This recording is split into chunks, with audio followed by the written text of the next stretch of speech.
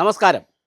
ഇന്നലെ തിരുവനന്തപുരത്തൊരു ചെറിയ ആക്സിഡൻ്റ് ഉണ്ടായി. അത് ആളുകൾ മരിച്ചിട്ടില്ല, അതുകൊണ്ട് വലിയൊരു ആക്സിഡൻ്റ് അല്ല. പക്ഷേ അത് ഉയർത്തുന്ന ഒരുപാട് ചോദ്യങ്ങളുണ്ട്. ഞാൻ മുൻപ് ഈ ലഹരി വിരുദ്ധ പരിപാടികൾക്ക് ക്ലാസ്സൊക്കെ എടുക്കാൻ പോകുമ്പോൾ ഒരു പ്രധാനപ്പെട്ട ഓഫീസർ, സിറ്റി കമ്മീഷണർ റാങ്കിലുള്ള ഒരു പ്രധാനപ്പെട്ട IPS കാരൻ, പ്രധാനപ്പെട്ട ഓഫീസറാണ്. അദ്ദേഹം എന്നോട് പറഞ്ഞു, മിസ്റ്റർ സുഭാഷ്, നിങ്ങളിങ്ങനെ ക്ലാസ്സൊക്കെ എടുക്കുന്നുണ്ടല്ലോ. ഇപ്പോൾ ക്ലാസ്സൊക്കെ വളരെ ആവേശത്തിൽ എടുക്കുകയാണ്. മദ്യപാനത്തിനെതിരെയും അതുപോലെ തന്നെ ഈ മദ്യപിച്ചുകൊണ്ട് വണ്ടി ഓടിക്കുന്നതിനെതിരെയും പോലീസിൻ്റെ കർശനമായ നിയമങ്ങൾ വരുന്നതും ഒക്കെ പറയുമ്പോൾ എന്നോട് അദ്ദേഹം പറഞ്ഞു, തിരുവനന്തപുരത്ത് ട്രിവാൻഡ്രം ക്ലബിൻ്റെ അടുത്ത് കുറേ ലൈറ്റ് വെച്ചിട്ടുണ്ട്. ആ ലൈറ്റുകൾക്ക് ജീവനുണ്ടെങ്കിൽ അത് പറഞ്ഞനെ. രാത്രി അത് പകലായിരുന്നെങ്കിൽ, ആ രാത്രി പകലാക്കാൻ പറ്റുമായിരുന്നെങ്കിൽ വേറെ ഒരുപാട് കഥകൾ കേൾക്കാമായിരുന്നു. ട്രിവാൻഡ്രം ക്ലബ്ബിൽ ആരാ പോകുന്നത്? അതിൻ്റെ അംഗങ്ങളൊക്കെ ആരാ? സമൂഹത്തിലെ ഏറ്റവും സമ്പന്നരാണ്, ഉന്നതരാണ്, സെലിബ്രിറ്റികളാണ്, ഉയർന്ന ജോലിയിലിരിക്കുന്നവരാണ്, ബിസിനസ് മാഗ്നറ്റുകളാണ്, ഒക്കെയാണ് പോകുന്നത്. അവർ പോകണ്ടെന്നോ സംഘടിക്കേണ്ടതൊന്നുമില്ല. അവരവിടെ പോയിരുന്ന് മദ്യപിക്കണ്ട എന്നുള്ള അഭിപ്രായവും നമുക്കില്ല. അവർ മദ്യപിച്ചോട്ടെ. പക്ഷേ അവർ മദ്യപിച്ചതിന് ശേഷം വളരെ കൃത്യമായി കാർ ഓടിച്ച് പോകാറുണ്ട്.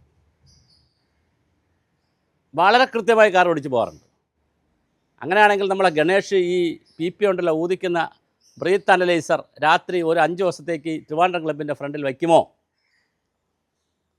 മറ്റൊരു ക്ലബ്ബുണ്ട്, ടെന്നീസ് ക്ലബ്ബ്. എത്ര കോടി രൂപയാണ് സർക്കാരിന് അടയ്ക്കാനുള്ളത്? എന്താണ് ഇവിടെ കാണുന്നത്? ടെന്നീസ് ക്ലബിൻ്റെ കേസുമായിട്ട് കിടക്കുകയാണ്. അത് വേറൊരു വഴിക്ക് പോട്ടെ.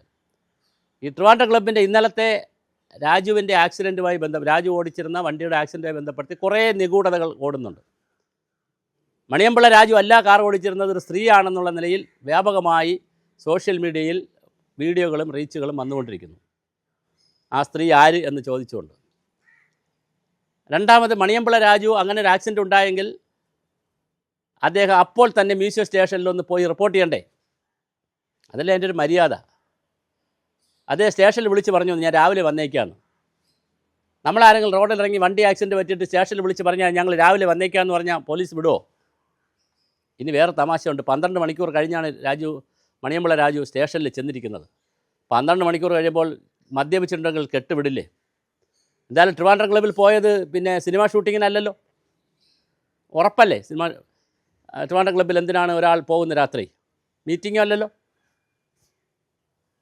അപ്പോൾ രാത്രി 12 മണിക്ക് 11 മണിക്ക് ശേഷം 12 മണിക്ക് ശേഷമൊക്കെ ട്രിവാൻഡ്രം ക്ലബ്ബിൽ നിന്ന് ഒരാൾ പുറത്തു പോകുമ്പോൾ നിർബന്ധമായി കൃത്യമായി അത് മദ്യപിച്ചിരിക്കില്ലേ? ഒന്നുകിൽ പാർട്ടികളായിരിക്കും, അല്ലെങ്കിൽ മീറ്റിങ്ങുകളുടെ അനുബന്ധമായ മദ്യപാനമായിരിക്കും, അല്ലെങ്കിൽ കമ്പനി ആയിരിക്കും, അല്ലെങ്കിൽ സ്ത്രീകളുണ്ടാവും, പുരുഷൻ ആരും ആയിക്കോട്ടെ. നമ്മളിപ്പോൾ സ്ത്രീയും പുരുഷനും ഒക്കെ ഈ ലോകത്ത് ആരുടെ കൂടെ ഇരുന്ന് മദ്യപിക്കുന്നത്, അതൊന്നും നമ്മുടെ ബിസിനസ്സേ അല്ല. It is none of our business. അത് ഓരോരുത്തരുടെ പേഴ്സണൽ സ്പേസാണ്. അവിടെ നമ്മൾ കയറാൻ ഉദ്ദേശിക്കുന്നേ ഇല്ല. പക്ഷേ ആക്സിഡൻ്റ് ഉണ്ടായി. ഇനി ആക്സിഡൻറ്റിൽ പോയ 2 ചെറുപ്പക്കാരാണ് ആക്സിഡൻറ്റ്. അവരുടെ വേഗതയും ചെറുതല്ല. അവർ മദ്യപിച്ചിരുന്നോ? അപ്പോൾ ഇന്നലെ ആക്സിഡൻ്റ് ഉണ്ടായ അടുത്ത നിമിഷം തന്നെ മ്യൂസിയം പോലീസ് സ്റ്റേഷൻ എന്ന് പറഞ്ഞാൽ വളരെ അടുത്താണ്. അവിടെ വിളിച്ചു പറയുമ്പോൾ പോലീസ് പറഞ്ഞോ, മിസ്റ്റർ രാജു നിങ്ങളിഞ്ഞ് വരണം സ്റ്റേഷനിലോട്ട്, നാളെ പോകാം, അല്ലെങ്കിൽ പോയി മൊഴിയെടുത്തോ? ഒന്നുകിൽ പോലീസ് അവിടെ പോയി മൊഴിയെടുക്കണം. ശരി, മണിയമ്പിള്ള രാജു പറഞ്ഞതാണ്, അദ്ദേഹത്തിൻ്റെ അടുത്ത് രാത്രി പോയി ഒന്ന് മൊഴിയെടുത്ത് അദ്ദേഹത്തെ ബ്രീത്ത് അനലൈസർ വെച്ചിട്ട് നോക്കി അദ്ദേഹം മദ്യപിച്ചിട്ടുണ്ടോ എന്നൊന്ന് രേഖപ്പെടുത്താം. എന്നിട്ട് ആരാണ് കാർ ഓടിച്ചതെന്ന് കാറും ഇതുവരെ കണ്ടുപിടിച്ചിട്ടില്ല, വണ്ടി ഇതുവരെ കൊടുത്തിട്ടില്ല.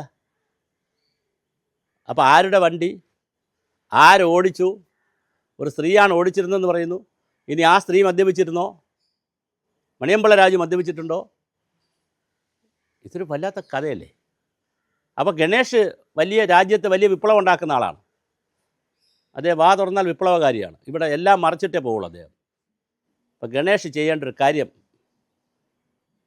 ഒരാഴ്ച കാലത്തേക്ക് ട്രിവാൻഡ്രം ക്ലബിൻ്റെയും ടെന്നീസ് ക്ലബിൻ്റെയൊക്കെ ഫ്രണ്ടിൽ പോലീസ് ബ്രീത്ത് അനലൈസർ വെച്ചുകൊണ്ട് നിൽക്കണം. മദ്യപിച്ചിട്ട് ആളുകൾ അവിടെ നിന്ന് ഇറങ്ങി, ഡ്രൈവിങ് കഴിഞ്ഞ് പോകുന്നവർ, അവിടെ നിന്ന് ഇറങ്ങിപ്പോകുന്നവർ മദ്യപിച്ചിട്ടുണ്ടോ?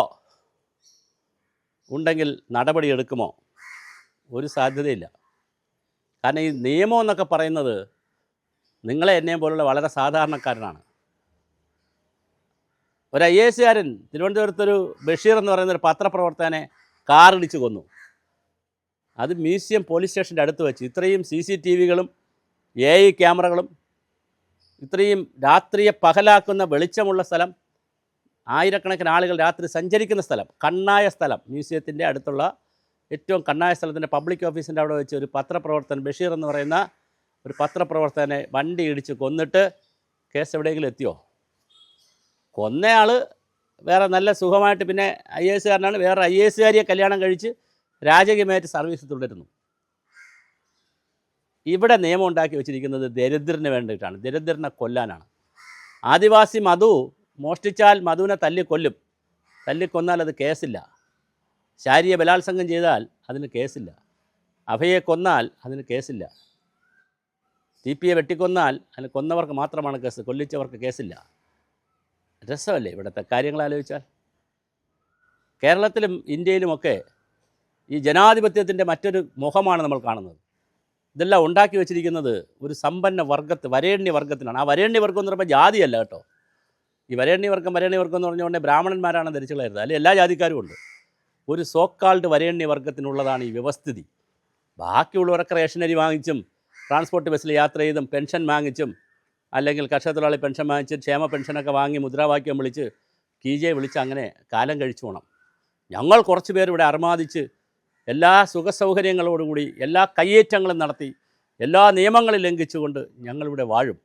താല്പര്യമുണ്ടെങ്കിൽ നിങ്ങൾക്കിവിടെ നിൽക്കാം, അല്ലെങ്കിൽ നിങ്ങൾക്ക് വേറെ ഒന്നുകിൽ ചത്തുപോകാം, അല്ലെങ്കിൽ മറ്റു സ്ഥലത്തേക്ക് പലായനം ചെയ്തു പോകാം.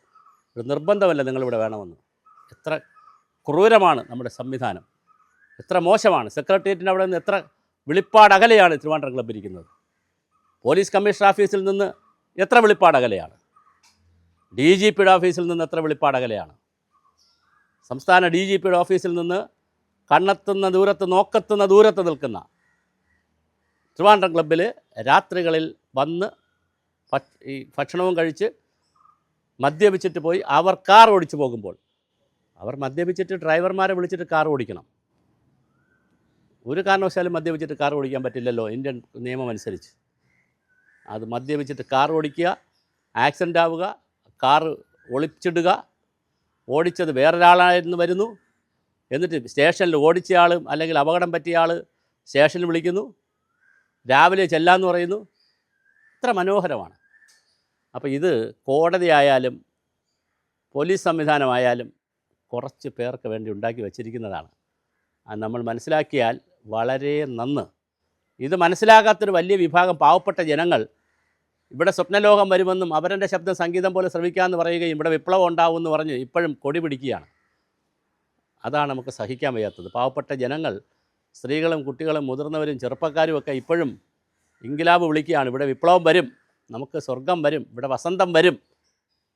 എന്ത് വരാൻ? ഒരു വരേണ്യവർഗത്തിൻ്റെ ഉച്ഛിഷ്ടങ്ങൾ കഴിക്കാൻ വിധിക്കപ്പെട്ടൊരു ജനാധിപത്യ സമൂഹത്തിൽ ഒന്നും വരാനില്ലെന്നേ, ഉള്ളത് പോവുക മാത്രമേ ഉള്ളൂ.